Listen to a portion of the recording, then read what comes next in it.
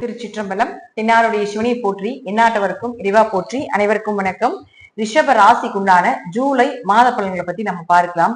ரிஷப ராசிக்கு நம்ம ஒவ்வொரு முறையும் சொல்லக்கூடிய விஷயம் என்னன்னா, நேரங்காலங்கள் நல்லா இருக்கு. இது போல குரு 2ல, ராகு 10ல, அதே போல பாத்தீங்கன்னா 11ல சனி அப்படிங்கிறது இனி எப்ப வரும் அப்படிங்கிறது சொல்ல முடியாது. ஏன்னா ஒரு கிரகம் அந்த மாதிரி இருக்கலாம், தனஸ்தானத்துல இருக்கலாம், லாபஸ்தானத்துல இருக்கலாம்.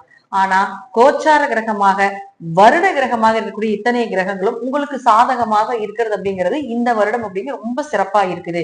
இதெல்லாம் இனி எப்ப வரும், அந்த பஞ்சாங்கம் எல்லாம் எப்ப அப்படிங்கிறத நம்மளால எடுத்துக்கொள்ள முடியாத ஒரு விஷயமாக இருக்கு. சரிங்களா?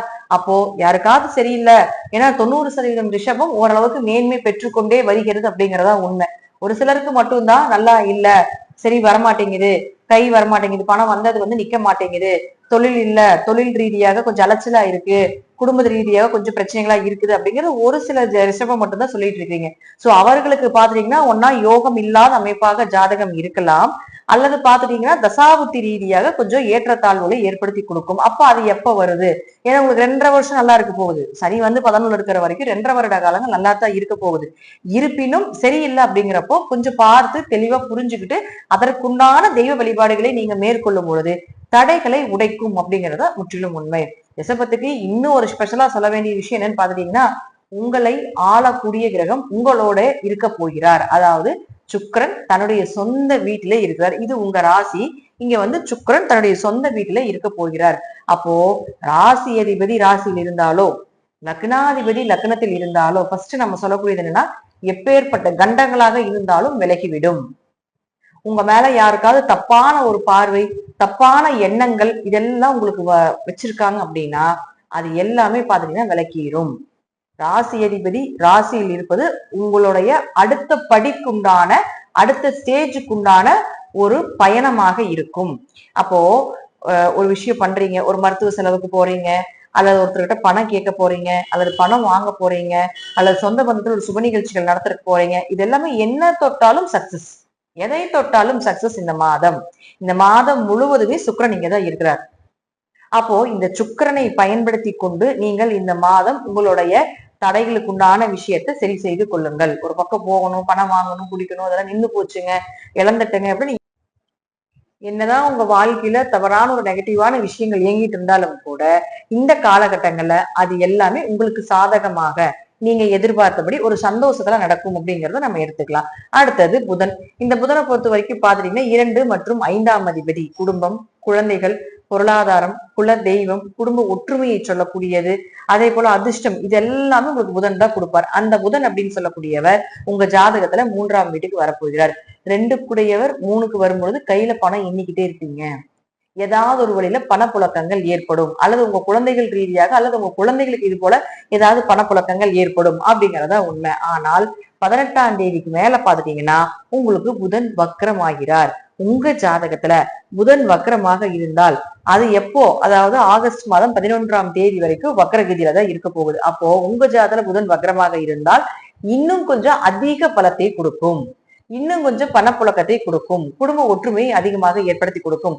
ஒருவேளை உங்க ஜாதகத்துல புதன் வக்கரமாக இல்லை அப்படின்னா பணம் சார்ந்த விஷயங்கள், குடும்பம் சார்ந்த விஷயங்கள், குழந்தைகள் சார்ந்த விஷயங்கள் இது எல்லாமே 18ஆம் தேதிக்கு முன்னாடி வைத்துக் கொள்வது என்பது சிறப்பான விஷயமாக இருக்கும். ஏன்னா வக்கரம்னா கோபம், பிடிவாதம், தன்னுடைய நிலையிலிருந்து மாறு நிலைக்கு வேற நிலைக்கு போகக்கூடிய ஒரு அமைப்பு, இப்படி எல்லாம் நிறைய விஷயங்கள் நம்ம சொல்லலாம். அப்போ உங்க ஜாதகத்துல புதன் வக்கரமாக இல்லைன்னா உங்களுடைய நல்ல விஷயங்கள் எல்லாமே 18ஆம் தேதிக்கு முன்னாடியே முடித்துக் கொள்வது சிறப்பு.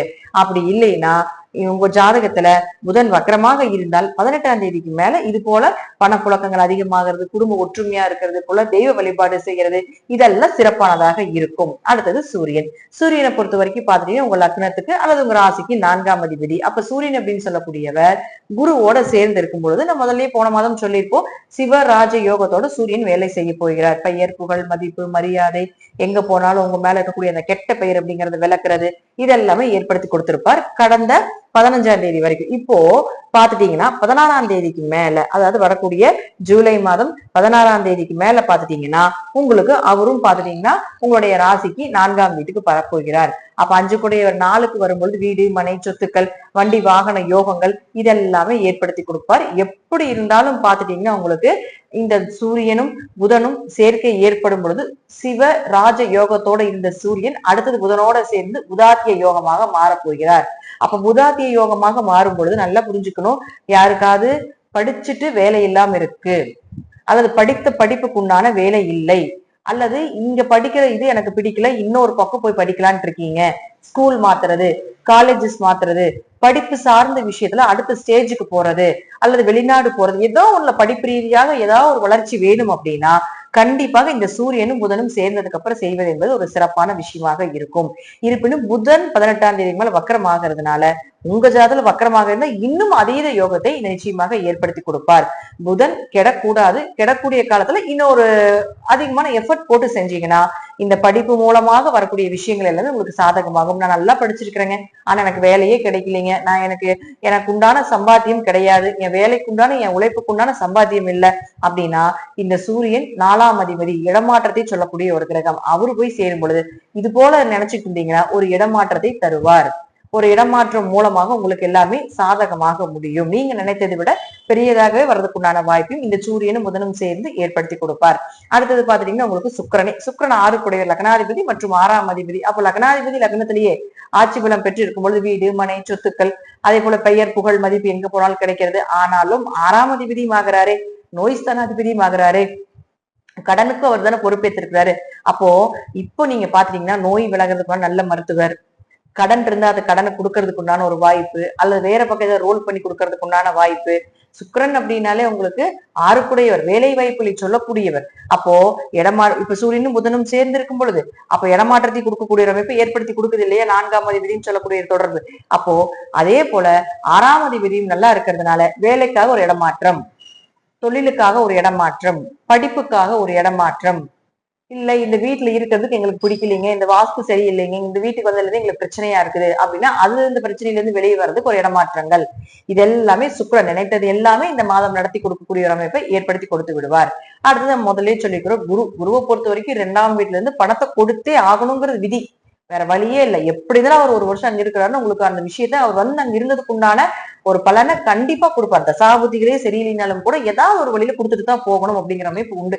அப்ப அவரும் பாருங்க 8ஆம் வீடு 2, 8 தொடர்பு எப்படியும் வந்து உங்களுக்கு பணப்புழக்கத்தை கொடுத்தே தீரணும். மறைமுக பணம், திடீர் பணவரவுகள் இதெல்லாம் ஏற்படுத்தி கொடுத்துருவார். அடுத்தது சனியை பொறுத்த வரைக்கும் பாத்துட்டீங்கன்னா இந்த மாதம் இவரும் வக்ரமாக போகிறார். அதுவும் பாத்துட்டீங்கன்னா 13ஆம் தேதி வக்ரமாக தொடங்கி நவம்பர் மாதம் 28ஆம் தேதி வரைக்கும் வக்ரகதியே. அப்போ உங்க ஜாதகத்துல சனி வக்ரமாக இருந்தால் யோகமே. உங்க ஜாதகத்துல இது தனியா நான் சனி வக்ர பயிற்சி அப்படின்னு ஒரு ராசிக்கு தனியாவே கொடுக்குறேன். பொதுவா இப்ப நம்ம இந்த மாத பலன்ல எடுக்கும் பொழுது சனி உங்க ஜாதகத்துல வக்ரமா இருந்தா தொழில் வளர்ச்சி, அடுத்த தொழிலுக்கு உண்டான வேலைகள், அப்பா சொத்துக்கள் சார்ந்த விஷயம் சக்சஸ், லாபங்கள் கொஞ்சம் பெருகுவது அப்படிங்கிறது எல்லாமே கொடுக்கும். ஒருவேளை சனி வக்ரமாக இல்லை அப்படின்னா கொஞ்சம் இந்த விஷயத்துலதான் கவனமாக இருந்து செயல்படுத்திக்கோங்க. இது தனிப்பதிவாக இன்னும் கொஞ்சம் டீட்டெயிலா கொடுக்குறேன். இப்ப நம்ம பொதுவா ஒரு செகண்ட், கொஞ்சம் ஒரு 10 செகண்ட்ல சொல்லக்கூடிய ஒரு சின்ன ஒரு பதிவுகள் இது. அப்போ ஜாதகத்துல பாத்துக்கோங்க, சனி வக்கரமாக இருந்ததுன்னா ஓகே, இந்த நவம்பர் 28ஆம் தேதி வரைக்கும் ஏதோ ஒரு வளர்ச்சி இருக்குது, ஆனா அலைச்சல் இருக்கும், ரொம்ப பிரச்சனைகள் வரும், எல்லாமே வரும். ஆனா அதெல்லாமே தாண்டி ஜெயித்து வரக்கூடிய அமைப்பை இந்த சனி வக்கரமாக உங்க ஜாதகத்தில் இருந்தால் ஏற்படுத்தி கொடுப்பார். வக்கரம் இல்லைன்னா கொஞ்சம் அமைதியா இருந்துக்கோங்க அந்த விஷயத்துல எல்லாம். வக்ர நிவர்த்தி முடிச்சு ஆட்டோமேட்டிக்கா அது ரோல் ஆயிக்கும். அடுத்து ராகு கேதுகளை பொறுத்த வரைக்கும் பாத்தீங்கன்னா 4ல கேது இருந்து ஆரோக்கியத்தை பாத்துக்கோ, வீடு மனை சொத்துக்கள் ஏதாவது இருக்கு அதெல்லாம் கொஞ்சம் கவனமா பார்த்து சரி பண்ணு அப்படிங்கிறது இந்த 1.5 வருஷம் சொல்லிக்கிட்டே இருப்பாரு. வரக்கூடிய 1.5 வருஷம் கேது அங்கதான் சொல்லிட்டு இருக்கும், அம்மாவுடைய ஆரோக்கியத்தை பாத்துக்கோ அப்படிங்கறதையும் சொல்லிக்கிட்டு தான் இருக்கும். அதே போல ராகு பொறுத்த வரைக்கும் பாத்தீங்கன்னா 10ஆம் வீட்டுல ராகு இருக்குது. அப்ப 10ஆம் வீட்டில் ராகு இருக்கக்கூடிய காலகட்டங்கள்ல எப்படி உங்களுக்கு தொழில் ரீதியாக ஒரு வளர்ச்சி, அடுத்த கட்டம் 1.5 வருஷம் தொழிலுக்கு உண்டான விஷயத்த நீங்க தாராளமாக மூவ் பண்ணலாம். இந்த மாதம் ரிஷபத்தை பொறுத்த வரைக்கும் பாத்துட்டீங்கன்னா ஒரு ஜாக்பாட்டான மாதம். நீங்கள் என்ன நினைக்கின்றீர்களோ, உங்களுடைய விருப்பங்கள் என்னவோ, உங்களுடைய ஆசைகள் என்னவோ அது எல்லாமே நிறைவேறக்கூடிய ஒரு அமைப்பா இந்த மாதம் உங்களுக்கு செயல்படும். மற்றபடி நான் சொல்லக்கூடிய கருத்துக்கள் உங்க ஜாதக ரீதியாக, தசாபுத்தி ரீதியாக சிறிது மாறுபடலாம். நன்றி. மீண்டும் நல்ல பதிவுல சந்திக்கலாம். திருச்சிற்றம்பலம், தில்லையம்பலம், ஸ்ரீ நரசிம்மர் திருவிகளே சரணம்.